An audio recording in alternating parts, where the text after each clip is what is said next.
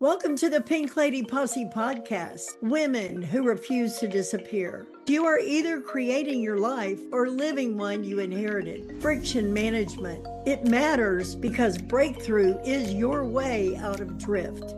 See the drag? Return to say, let's go.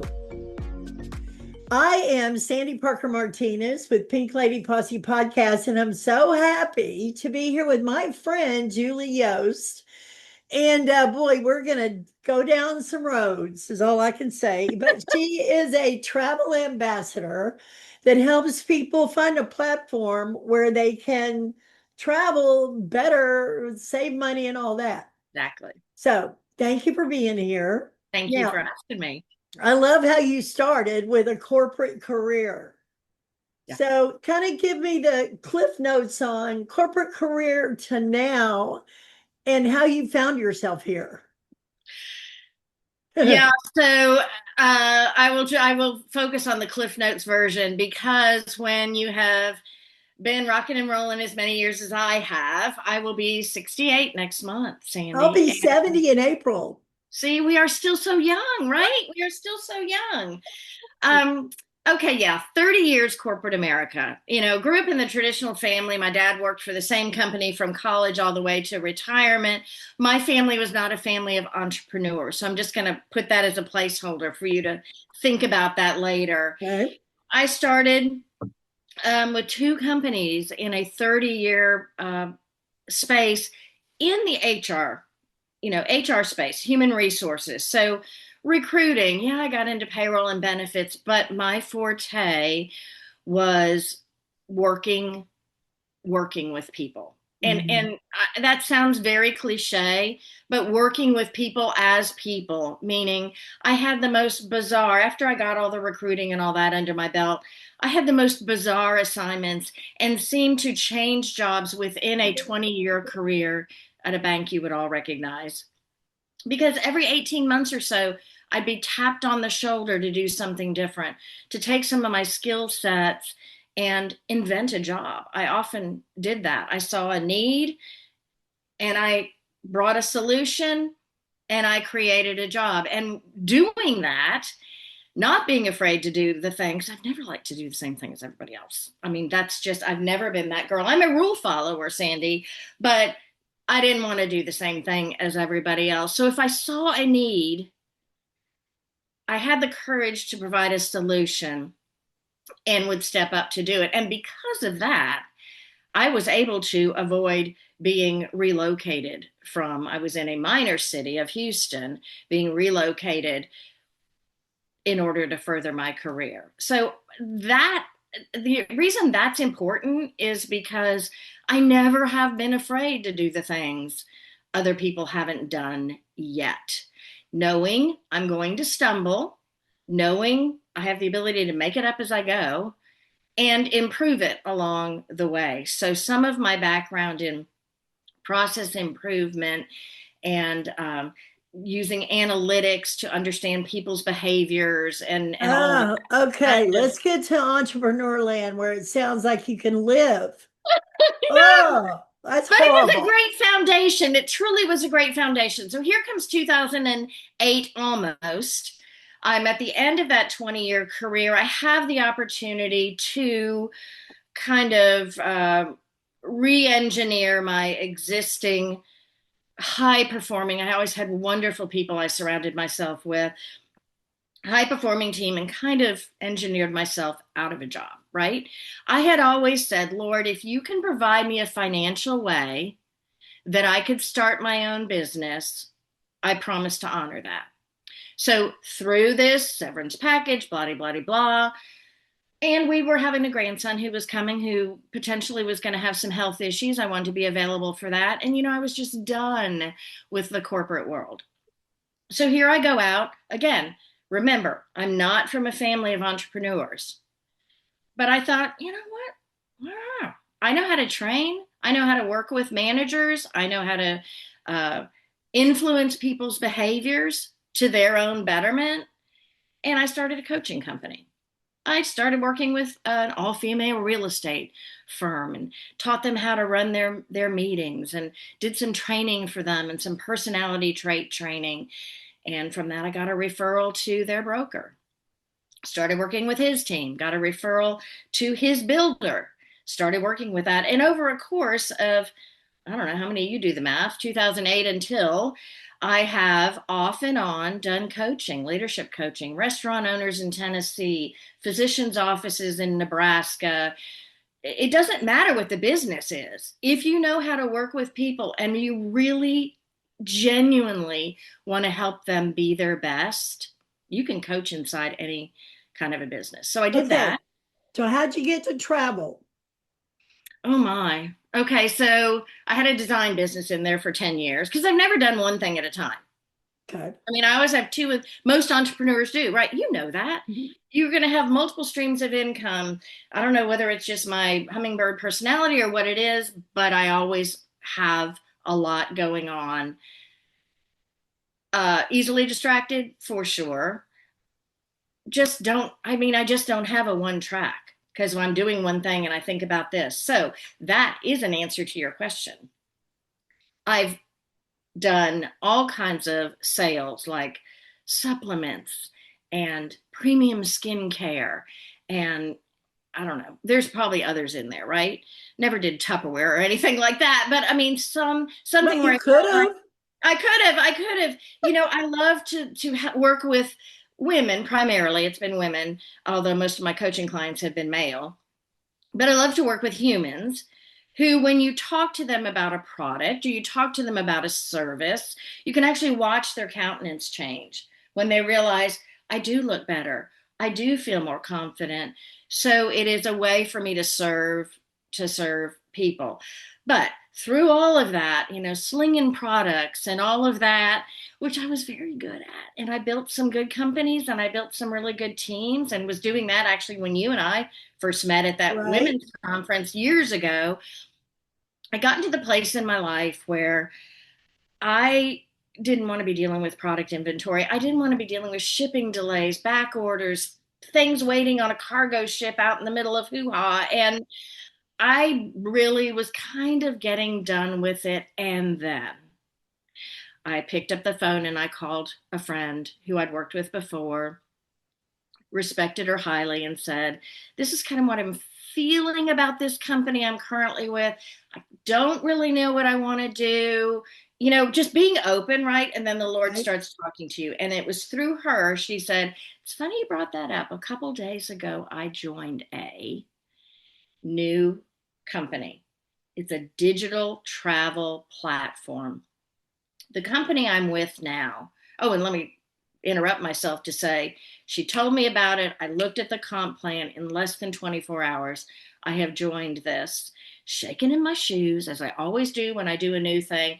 But your brain neurologically, nervousness and excitement gives you the same um, body functional outcome. So I was feeling all the things like, what the heck are you doing? You are reinventing yourself again. But it ticked all the boxes.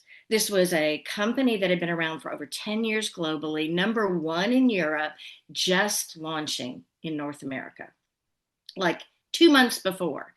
Opening, fertile ground. And that may scare a lot of people. To me, that's like, woo, that means the opportunity is wide open. So I don't care. Some people haven't heard of it. They're going to hear about it from me.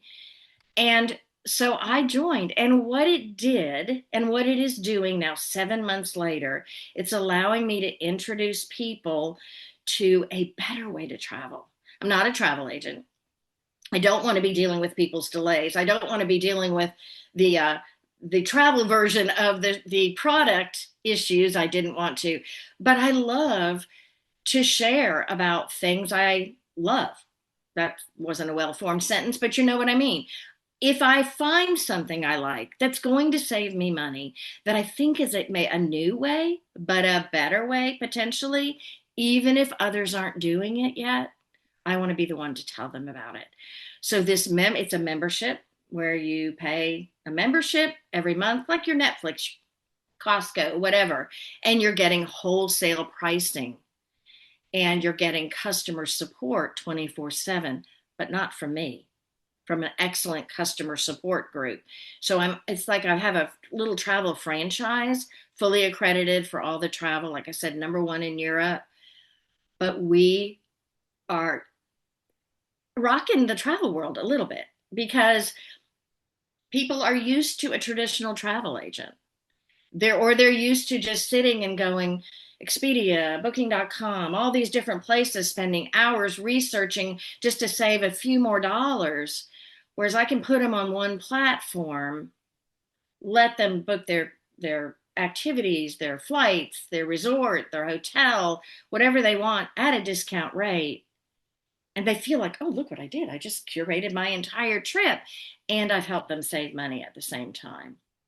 So but it ticks the boxes of travel and saving money and doing something new that people haven't heard about and sharing that with them.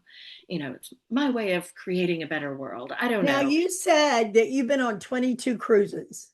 I will have my 22nd next week. We leave.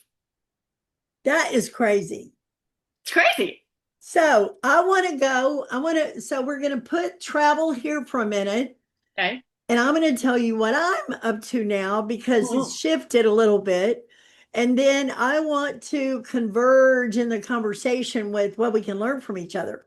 Okay, love it. So when women encounter drag or they encounter things being hard or they run into resistance, we tend to make it mean something about us, Mhm. right? Right. This thing happened, there's a gap, and now I can make it mean something about me.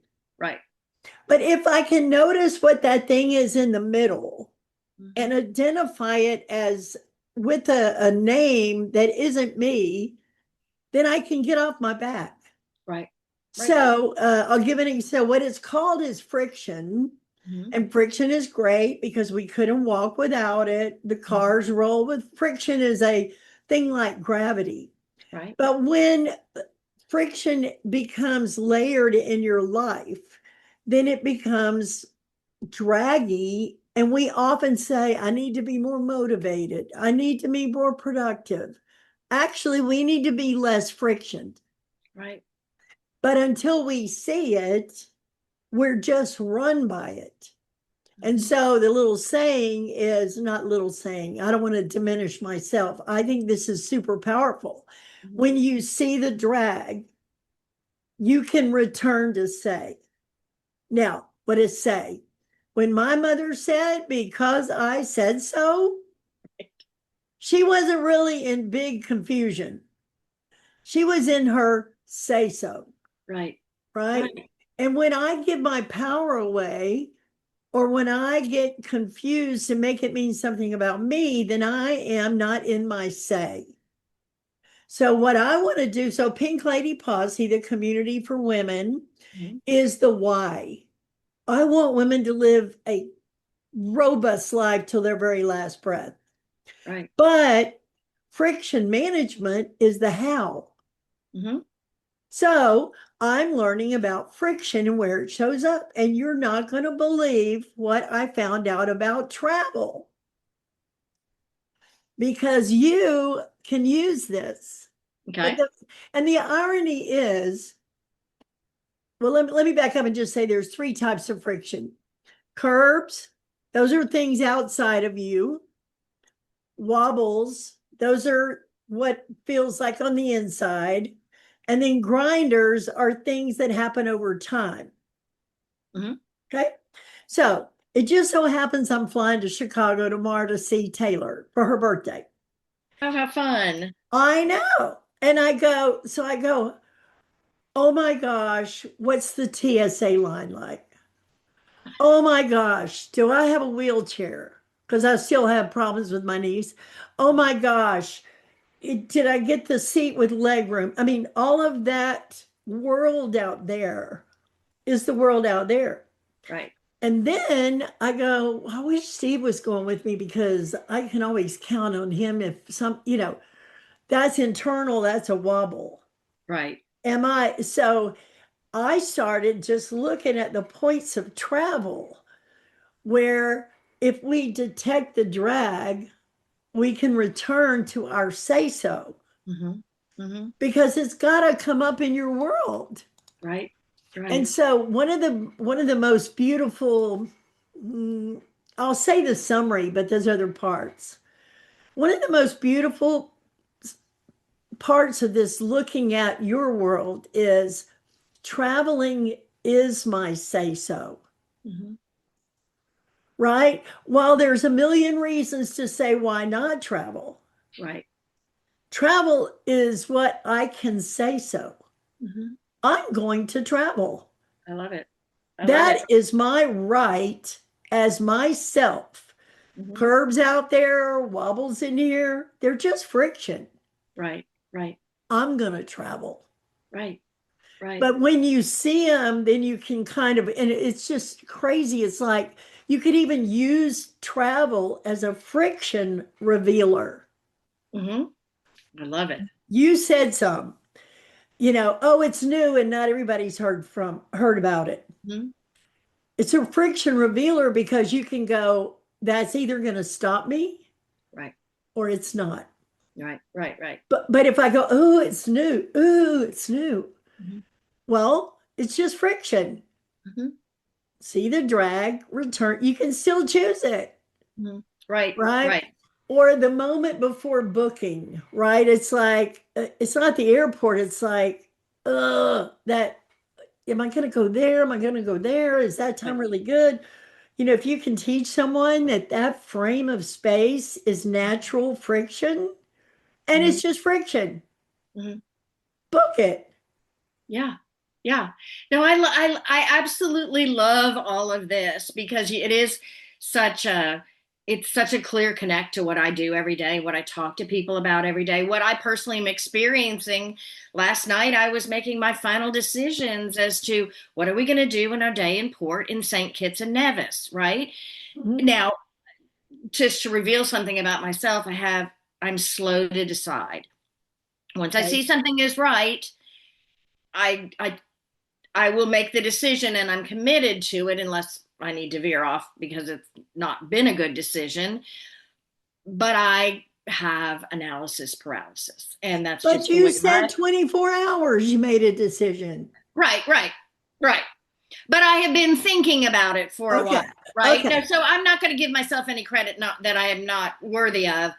But the thing is, I know that about myself. And so I know that I can stand in the grocery store in front of five different brands of peas, and it might take me a bit to decide what brand of Okay. peas. So that's just the way God made me. I'm slow to decide.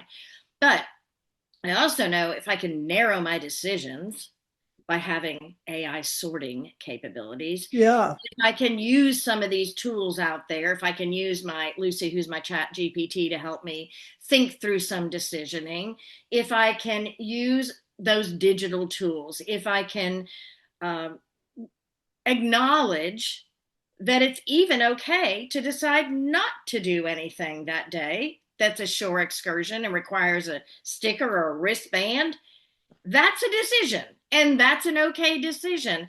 So the the friction piece though, there are people who will not travel because travel is difficult these days, and that's their prerogative. But it breaks my heart because whatever we're doing, whether it's traveling or driving and whatever we're doing, is it because I'm older? I don't know. Is it because the world is different? I don't know. But things just feel harder. Even things that I've been doing for a long time can have more challenges, right? Um, So let me just ask you right there. Let me just say, travel, what's harder? Travel or deciding to travel? uh, Because sometimes you can spend one of the types of friction I found in myself, which was I was shocked because I kind of have myself as a live and let live. I'm not right, big right. on details, right? I did a TED talk in November, I loved it. TEDx talk. Yeah. But when it came out, it wasn't perfect. Mhm. So I didn't share it. I remember that. So perfection can be a friction, Absolutely. I waiting for it don't to be just right. I don't want to. It took me, we're going to Lake Tahoe in May with some friends, and I had the responsibility because now I'm the travel girl. It doesn't, well, you would have always wanted to travel with me anyway. I'm going to have the pharmacy with me. I'm going to know, I'll have the contingency plan built. I'm going to have all the emergency numbers. I'm the girl you want to travel with anyway. But one of my jobs on my list was book the rental car. Okay, well, do I want a mid-size? Do I want a full size? Do I want an SUV? I mean, so I do that to myself, but making the decision and kind of going back to what you said about perfectionism, at some point you have to decide, right? So saying about the people who don't want to deal with it, you have to decide at any age, but definitely at my age for myself, I have made the decision I'm not going to stay in my yard and wait to die. Okay. Some people my age are doing that. I have people all the time, Sandy. I've already revealed my age. I'm not afraid of that. I'm proud of it. I've got the battle scars and wrinkles and all that to show it. Well, all I'm going to say is that skincare you were using must have been doing a good job because you look pretty I, good. well, thank you. Thank you. That's the plan. That's the plan. But I hear all the time from my peers, just older and younger than me. Okay. And like when I started the travel, what are you doing? When are you going to retire? Well, I don't know. Probably never, right? Because how sad if I ever got to the point that I felt like I was done learning, boring. How sad if I ever got to the point to say, I have nothing of value to offer to others for free or for a price. Horrible. Why would I? How? I mean, I've never been in the situation, Sandy, where I've had all the money in the world and I never wanted more. I'm not a greedy person, but having income gives you choices. It allows me to take that cruise. It allows me to do something special for no reason for our grandkids. It allows me to give myself additional security as we move toward retirement. I don't have to touch my retirement plan because I'm bringing in money doing a variety of other residual income things and coaching but it's about the relevance. I mean, I look at again at our age, and this is not about an age thing and it's not really about a women thing. I wish everybody would think this, but I remember, I can't tell you what age I was, but I remember one time when I walked into a room and realized nobody noticed me. So this is pretty vulnerable right now, but I had to think about this when you told me the topic, where I felt like, have I reached an age where I'm becoming invisible? Have I reached an age where people don't view my opinions as important or relevant, or am I behind, am I blah blah blah, you know and I'm not the only woman who has felt this. And so I became really intentional as I watched some of my friends, kids are leaving the nest.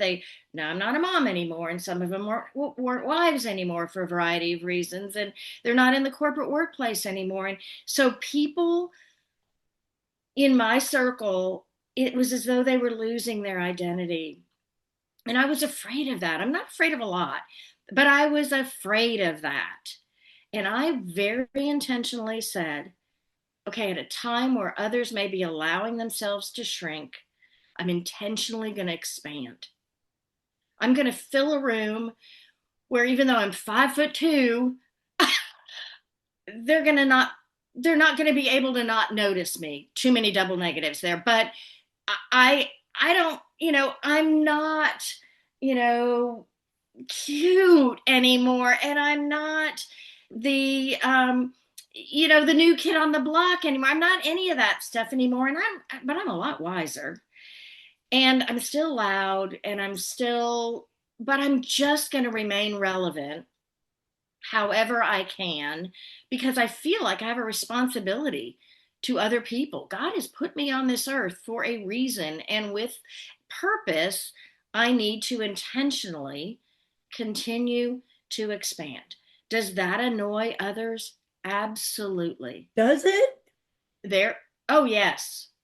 I think it does. I've actually been told, What? quiet down, quiet down, be quiet. You've had your time. But a lot of it is, I think, people who don't understand the whole entrepreneurial world. They don't understand doing multiple things at a time. They don't understand that after the age of 65, you can still be working.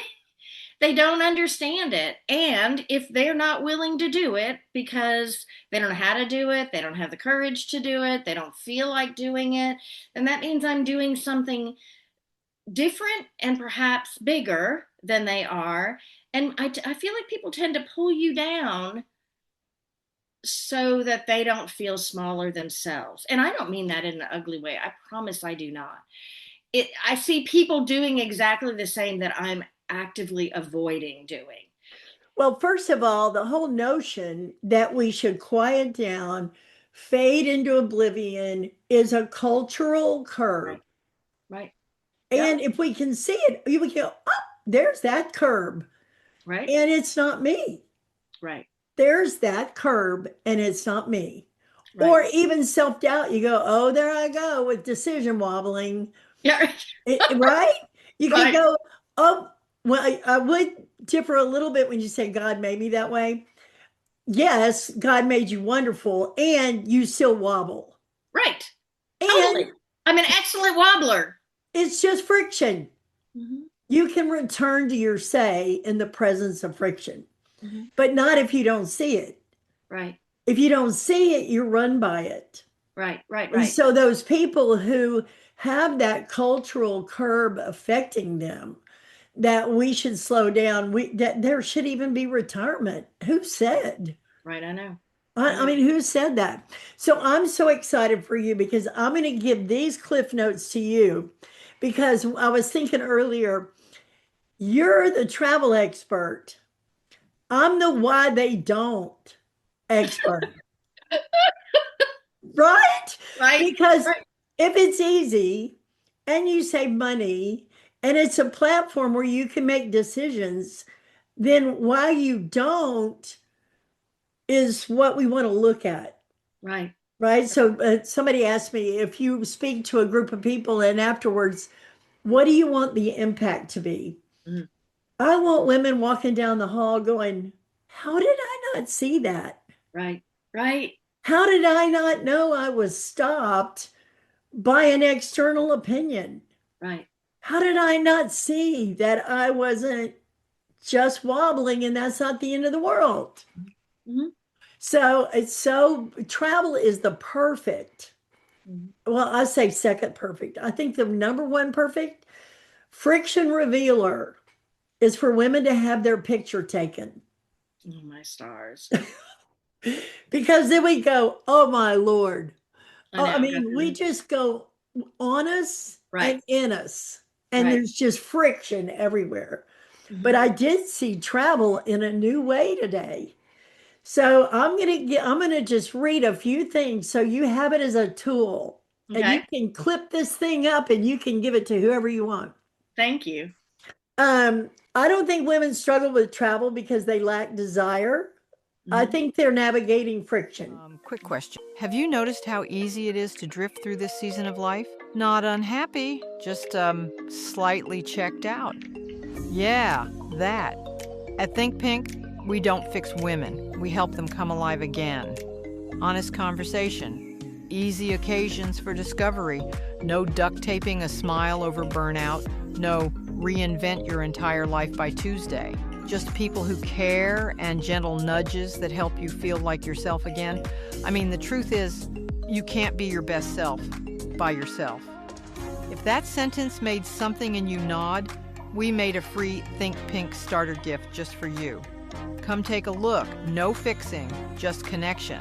Go to pinkladyposse.com and click on Think Pink. Stay awake to your own life and not alone. I don't think women struggle with travel because they lack desire.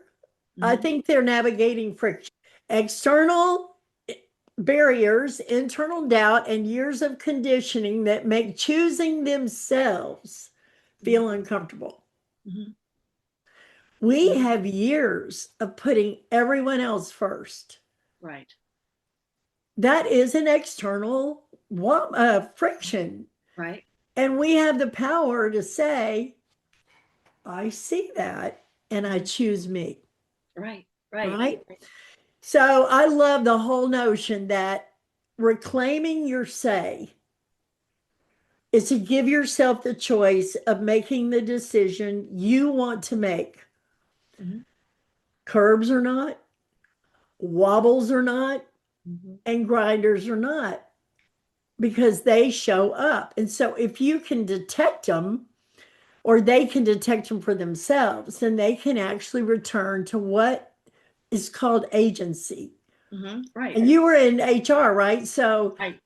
how do you describe agency? Do you remember? It's a funky word when people aren't used to it, but I think it's sort of reclaiming your own sense of authority or Yeah, yes. That's great. That's a great way to say it. It's like it's not exactly respecting yourself, but it is like honoring yourself, giving mm, yourself credibility, or I don't know. I wasn't prepared for that question, but that's like those are the first emotional descriptions that come to mind. well, you can use my word, returning to your say so. Yeah, I like it. I like that. Yeah, it is. And something you said just a second ago, specifically around the travel, is something I want to mention. And this was a benefit I was not expecting at all from this travel journey. I generally have traveled with my husband or with my family, for pleasure trips. But for years, I traveled in my corporate life by myself, often the only woman in the room, a woman traveling. And you have to, again, things are different now than they were back then Right? around women and the workplace period and the flexibility that you were allowed and all of that, i.e., there wasn't any. But I was never afraid of traveling by myself. Put me in an airport, you can never feel safer. The signage is great. I don't know where I'm going. I've never been here before, but I'm probably not going to get lost. And if I get lost, I know what to do. So I've got my contingency plan, remember? Mhm. But as far as traveling for pleasure, that's generally, I've taken a couple trips by myself, kind of little personal retreat sort of things, or to work on business action plans. But what I'm seeing that just makes me grin is on this travel platform, we have what we call life experiences. They're actually curated group trips. So you can either be part of the group and do all the hoopla stuff, or you can just take advantage of the group pricing Mhm. and do your own thing. So there's no like mandatory fun activities. But what I'm seeing is women traveling by themselves. They don't have a spouse anymore. They don't have a friend they want to go with. They've always wanted to go see the tulips, but they didn't want to do it by themselves. Right, right, right. They're going on trips that they never would have taken before, That is and so they're beautiful. coming back changed. Why are they changed? They've seen the thing that's always been on their bucket list. They've met new people, so their social life is enriched. They are proud of themselves because they had the courage to do something that they never thought they would be able to do. That's a big deal. It's a huge deal. It's a huge deal when you are planning a trip with help or without help to make the decision. And then you get on the plane, you've gotten through using your TSA. You have made the plans, you've got the paperwork, you haven't forgotten anything, you've made it through TSA, you get on that plane, and what do? I know, right? Finally, now I can start my vacation because I'd done all the work ahead of time. And my sweet husband, who would tell you this about himself, his job is to carry the bags and drive a rental car if I've rented one. And that's about it. He may not remember what port we're in the next day Right. because he just goes along for the ride because he's been married to me almost 46 years. He knows I'm going to do all that stuff. But back to the finally doing something for myself is a gift I can give to myself. But having the ability to do something like travel by myself. I went to Dallas a few weeks ago with a group of people, met people from all over the world. I've got friends from Russia now, friends from Canada. We're keeping up on, on social media. We're keeping up, not in person now, but I have new friends for life, people I would not have met had I not gone on that trip. Now, Dallas is an exotic, right? I was there for business, but I went on one of our life experiences and was able to get 4 nights plus a welcome reception for the price of 3 nights, even with my World of Hyatt benefits. Now, let me ask you, were you not on the stage at that event? I was on the stage. I saw you. I know, that was actually a picture that was the same outfit, but that particular picture, and those who know me well know now, and I've had my cataract surgery, I don't have to wear glasses all the time. That picture was from an event of last year where I was on the stage. I was teaching a T-chart tool to my peers. It was kind of a train the trainer sort of deal. You would love this story. That was a situation where I had a 30-minute slot. I had my notes. I was ready to go, beautifully prepared, as I will always be, always open to whatever the Lord puts in there, though, because it always is better than I had planned anyway, which is exactly what's happening on this meet as well. But I got up on the stage under the worst stage lights. You've been on stage many times. Yeah. Sometimes those lights are bad and you can't even see the front row. Sometimes those lights that they are blinding. In that moment, within the first 5 minutes, remember, I've got a whiteboard. I'm going to be doing a lot of visual. Within the first 5 minutes of that 30-minute slot, Sandy, I could feel an ocular migraine coming on. Oh my gosh, I had those. I'd only had it twice before. I knew the symptoms. And those of you who don't know, I don't experience pain, thank God, but you're losing your peripheral vision and you don't have depth perception and you feel dizzy, like a vertigo. Oh my gosh. And in that moment, that was one of those, core memories I'll always have. In that moment, I had to decide, okay, you have dressed up. You have prepared for this. You have people waiting to learn from you. Lord, you're either going to have to push me through this or I'm going to have to get off the stage. And I pushed through it. No idea what that whiteboard looked like because I couldn't really see what I was writing. Boy, I hate that feeling. But I did it. And I got down off the stage and they were clapping and it was great. And 45 minutes later, I could kind of see again. But it was one of those moments where you push through the fear. You have to just grab onto courage and the fact that you're prepared. And you feel like I'm there to serve other people. This isn't about me. I'm there to serve other people. And the show's got to go on. So that's what that picture was from. And I pulled that out because I was having one of those days where I knew I was doing all the things and it just wasn't coming together like I wanted it to. And that picture was a reminder to myself. Yeah. That you can keep doing it and it'll come back together. But what you said is a golden nugget. Courage isn't the absence of friction or fear. Right. Right? It's the decision to move with it instead of obeying it. Mm-hmm. And that is a choice. When you do that, you return to your say. Exactly. And it is, people who say, well, I'm not getting any traction or I don't see results or I'm not, well, you have to do the thing, which is often scary, in order to get, the results are going to come on the other side of that. The good stuff always comes on the other side of fear, right? Mm-hmm. Now that physical thing it was horrible. Nobody wants that. That's too. It was horrible. It's a dramatic example. But in the day that I posted that picture, and thank you, I'm glad you got to see that. That was a gift to myself, to a reminder that you're going to fail forward. You're going to learn when you're feeling like you've got, I wouldn't have called it friction. Now I know to call it friction, I was experiencing difficulty, but I had to keep going because I knew I could do it.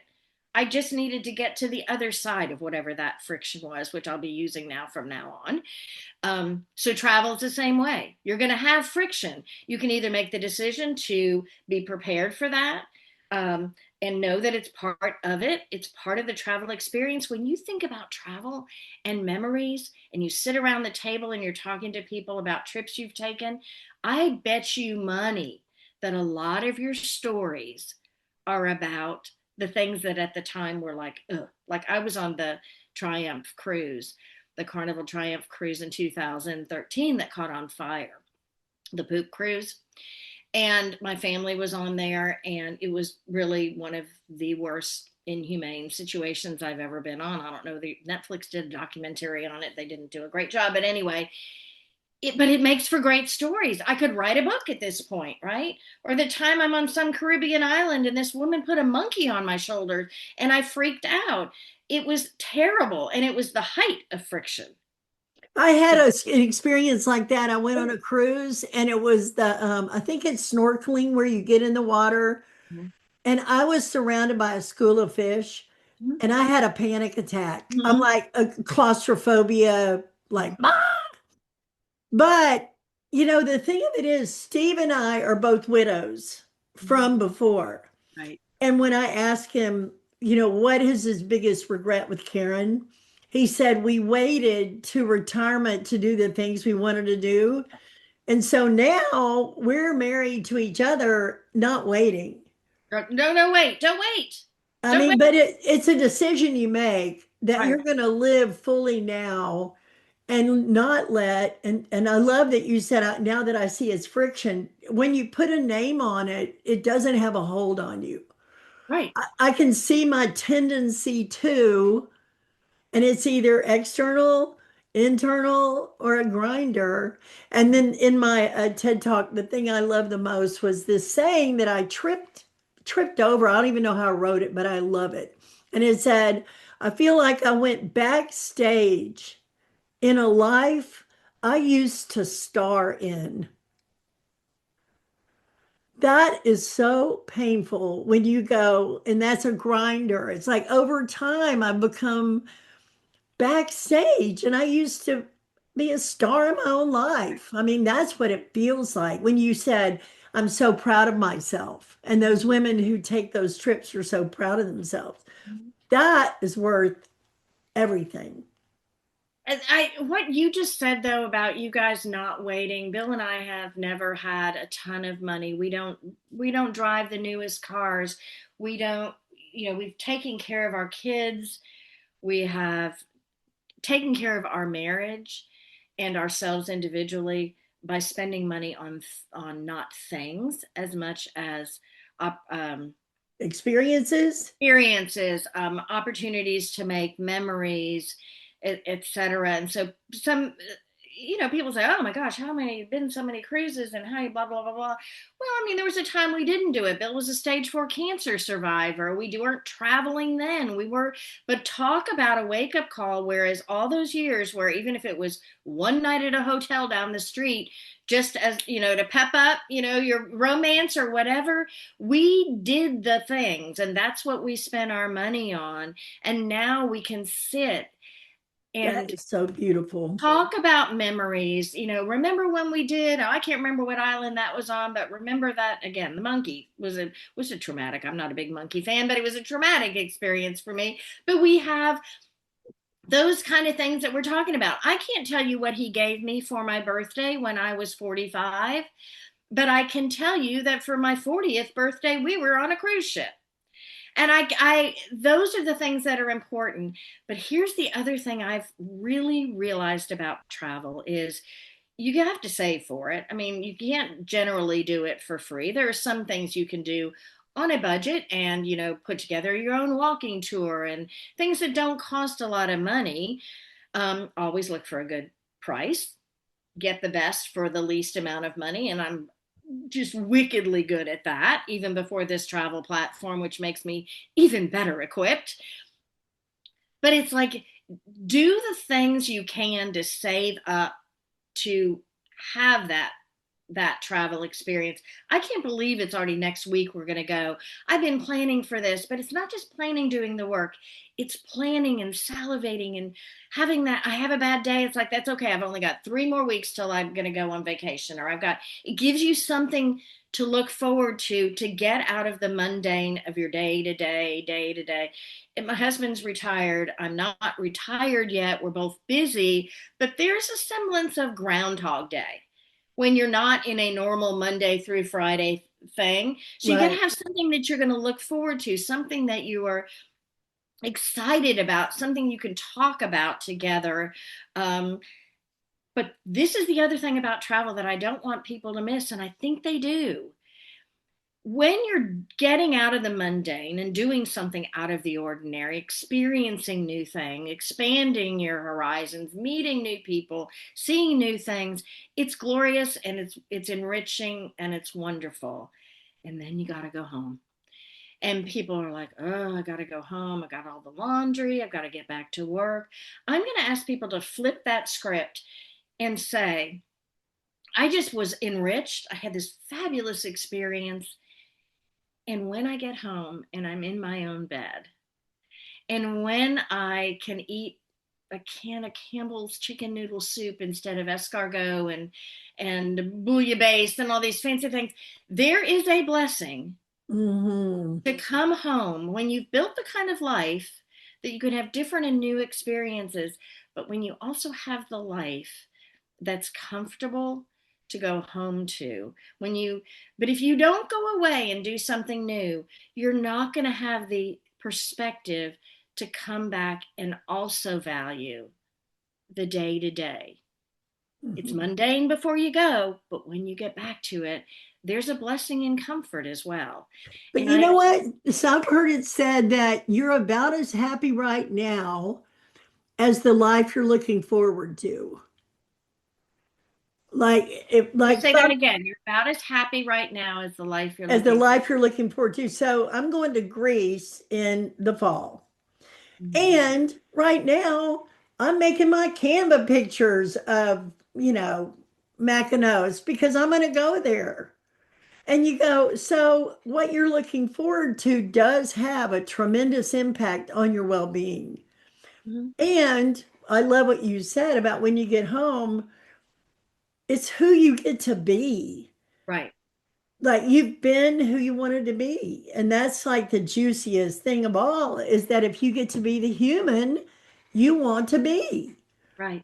Right. And so that's where this whole thing started. So I am so happy you could be. I'm going to give you my cliff notes and I have a friction profile. You can go to, I'll give you the URL, frictionprofile.com, I think, and take your friction profile to learn which one of the friction types you're likely to be tripped up the most consistently. Okay, good. And even if it's all three, you go up, I spot that friction. I don't have to be run by it. I can return to my say. Right. I can choose courage. I can choose courage in the face of fear. I can choose courage in the face of responsibility. I can choose being myself. So I'm so happy that the world gets to find out about you and travel and the yumminess of life like this and people like this. And just today's the day to live. It is. It is. And it is a gift because we don't know if we're going to have it tomorrow. And so to your point of don't wait, and maybe you're not traveling to Greece. Maybe you're traveling to Fredericksburg. Maybe you're traveling to Alabama, for goodness sake. The hotel down the street, just to get yourself out of the normal to see what you look like with a new experience. And I'm excited to take your friction quiz. But I guess the thing that I would say about that, whatever my results are, is I am better served when I expect that there's going to be, I used to call them speed bumps. For sure. Don't be surprised Be surprised. In fact, I get nervous. If things are too comfortable, I generally create discomfort because I know that I'm not supposed to be comfortable. I'm supposed to be stretched. I'm supposed to be growing, because if I'm too comfortable, I've stopped growing. I used to tell my team, when I had a big team of people in corporate America, now I have not as, I mean, I don't have like, 2,400 whatever people, but if you're starting to get too comfortable, if I see you getting too comfortable, I'm going to push you. If I see myself getting too comfortable, I'm going to push myself, and if I'm lucky, you'll come along for the ride with me. But the worst thing that could happen is to stop growing, stop being excited when you see a distraction.